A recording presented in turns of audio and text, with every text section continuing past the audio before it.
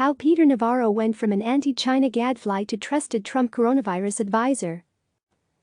When President Donald Trump's hawkish trade advisor Peter Navarro warned in a late January internal memo that an outbreak of coronavirus in China could become a full-blown pandemic, many top White House officials dismissed Navarro's warnings as alarmist. The president, for his part, continued to minimize the threat. More than 2 months later, Navarro finds himself with a prominent role helping Trump speed the delivery of critical medical supplies and an influential perch at his side to tout an unproven treatment for the disease, picking a fight with the nation's top infectious disease expert, Dr. Anthony Fauci. This time, Trump is on the same page as Navarro, ardently championing the drug hydroxychloroquine before clinical trials can prove or disprove its merits for treating coronavirus. Navarro is just one player in the whole of government response to the coronavirus pandemic, but his ascent is emblematic of Trump's constantly shifting response to the crisis and the extent to which Trump is embracing a wide array of voices and the infighting that inevitably ensues as he lurches from one view of this pandemic to the next. Internal divisions, competing interests and presidential indecision have all been hallmarks of Trump's West Wing culture since its beginning, but never have they carried such life-or-death consequences. Navarro, a prominent China hawk whose protectionist views and abrasive demeanor have earned him a full slate of enemies, now finds himself more empowered than at any time in his 3-year White House tenure.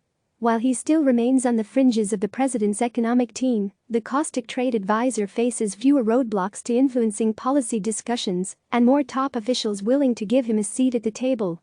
And with the stroke of Trump's pen, he has been empowered with legal authority as the Defense Production Act coordinator. 2 or 3 years ago he was totally excluded, totally kept in a box, one administration official said, comparing him to a gadfly. Now, he's in the Oval all the time, he's on the podium at press briefings. When Navarro fired off his internal flare in late January, other White House officials dismissed his memo, which focused exclusively on banning travel from China as a remedy, as the latest anti-China musings of a man who considers almost every issue through that ideological lens. And while his worst-case scenario warning may now appear prescient, trillions of dollars in economic losses and millions of Americans infected, the trade advisor relied on only a few data points and no public health expertise to make his case. Less than a month later, as Trump continued to downplay the threat, Navarro warned that the risk of a pandemic was rising and urged the White House's coronavirus task force to secure billions in supplemental spending, according to 2 sources familiar with the second memo, one of whom provided a copy to CNN. Asked about the memos on Tuesday, another Trump economic advisor, National Economic Council Chairman Larry Kudlow, said he hadn't read them. "Look, there are a lot of voices in the administration, some more urgent than others," he said. Not the only voice. Navarro was not the only White House official firing off early warnings, and many public health experts were voicing concerns at the time of both memos. But the memos are the latest piece of evidence that undercuts Trump's insistence at the time that the administration had the situation under control, and his more recent claims that the pandemic the U.S. now faces was unforeseen. That in and of itself presents a risk for Navarro's status with Trump, a voracious TV news consumer who bridles at being contradicted or undermined by his aides. While Trump's increasingly sober response, in fits and starts, was largely driven by a combination of stock market nosedives, models predicting grim death tolls and political polling, Trump's views on hydroxychloroquine have been shaped by a kitchen cabinet of friends and advisors, many of them devoid of any medical expertise, who have touted the drug's benefits. Despite the public and private words of caution from Fauci, the top infectious disease expert, Trump continues to promote hydroxychloroquine as treatment for coronavirus, buoyed by the views of television personalities such as Dr. Mehmet Oz and of outside advisors such as his personal attorney Rudy Giuliani, according to people familiar with the matter. And despite lacking a medical background, Navarro has also become a forceful advocate for the treatment, pushing the drug in public and behind the scenes, including during a heated disagreement in the Situation Room over the weekend, in which Navarro feuded with Fauci, accusing him of not having supported the initial China travel restrictions, even though Fauci has since publicly credited the decision as a helpful step. Asked Monday on CNN what qualifies him to weigh in on the medicine and challenge Fauci, Navarro, who has a PhD in economics, noted that he is a social scientist who understands how to read statistical studies, whether it's the medicine, the law, economics or whatever. While the senior medical scientists brought into the White House push for decisions such as extending social distancing guidelines during spirited Situation Room meetings, Trump's political and economic advisors continue to wield their own influence in smaller Oval Office huddles, where ideas sometimes form quickly without the knowledge of the larger team. Some officials said the loose organization has allowed for quicker decision-making and action, including through a parallel effort headed by Trump's son-in-law Jared Kushner to leverage the private sector to procure more supplies. Broadening orbit, but other ideas, such as a potential mandatory quarantine for New York, New Jersey and Connecticut that Trump floated last weekend, seemed to pop up at random, without the input of the task force. Trump raised the idea after speaking with Florida's governor, but was warned against the move by the medical professionals and eventually backed down. With wide swaths of the White House workforce operating remotely and the number of outside visitors limited, Trump has accelerated his phone calls with an extended orbit of advisors and friends, not all of which are tracked by his aides.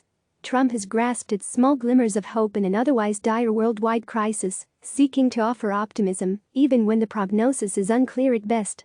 In his daily briefings, which have essentially replaced political rallies or engagements with reporters on the South Lawn, Trump has offered confusing public messaging that often upends what his task force has planned or what his officials have agreed upon behind the scenes. People familiar with the matter said it reflects the constant set of official and unofficial inputs, where Trump can choose what sounds best at any given moment. During a briefing Sunday, Trump resisted when a reporter asked Fauci to offer his opinion on the drug after Trump again recommended its use. "You know how many times he's answered that question? Maybe 15 times, Trump said, refusing to allow Fauci to answer the question. The moment served only to highlight the gap between the two men, one a top doctor, the other a layman, on the science behind the drug's effectiveness. Fauci has made his views known that hydroxychloroquine remains unproven to treat coronavirus, a public rebuttal of Trump that has caused some tension between the men. As the White House once again begins to take on the Wild West feel of the early months of Trump's presidency, former North Carolina Representative Mark Meadows has begun to settle into his role as chief of staff. Meadows, who officially arrived in the job last week, has so far not sought to cut down on the flow of information to the president, a tactic adopted by Trump's second chief of staff John Kelly, but abandoned by his third, Mick Mulvaney. And he's not resisted Trump's desire to act as the official frontman for the federal response. Nor has he sought to challenge the first among equal status of Kushner and his wife Ivanka Trump, the president's daughter. Meadows was warned by multiple figures in Trump's orbit that Kushner and Ivanka Trump were a force to be reckoned with for any senior official in the White House, a former senior White House official said. Several congressional and White House sources told CNN that Meadows and Kushner get along well. A White House official said Meadows plans to strike a balance between Kelly, who closely guarded Trump's schedule and the flow of information to him, and Mulvaney, who embraced the chaos and let Trump be Trump mantra. Unlike previous chiefs of staff in the Trump White House, administration officials said Meadows has not sought to block Navarro's access to Trump or his participation in key meetings. Kelly, meanwhile, worked with other officials to block Navarro from influencing trade discussions and demanded that Navarro copy him on all of his outgoing emails. Kushner, arguably the most influential West Wing aide, has also embraced Navarro in his role leading medical supply chain efforts, according to 3 officials. Kushner has deployed Navarro as the bad cop in the sometimes contentious efforts to get medical supply companies to ramp up their production and supply of critical equipment. A senior administration official compared Navarro to a missile, saying, "Like a missile, you just gotta make sure the missile is well guided." He has also found an ally in National Security Advisor Robert O'Brien, who shares some of Navarro's mistrust of China and who encourages Peter to play a larger role, according to an administration official, a sharp contrast from how previous national security advisors treated Navarro. He finally has a constellation of people who are not just not openly hostile to him, but are friendly to him, the official said. CNN's Jim Acosta contributed to this report. Click subscribe to receive the latest news.